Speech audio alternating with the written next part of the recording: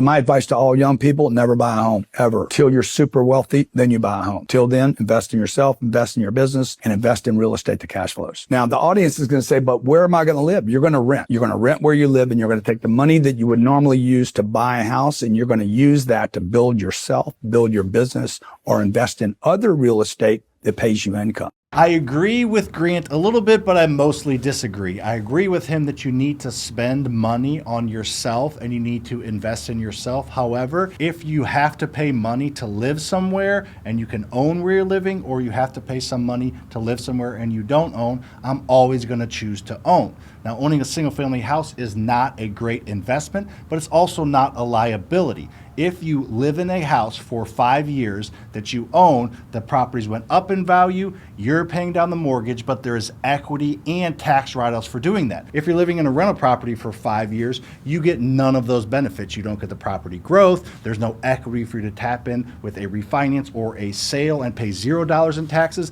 and there's no tax savings. So having a property that you own and live in always beats renting. You can do all those other things he's talked about while you're paying money to your mortgage, not someone else's.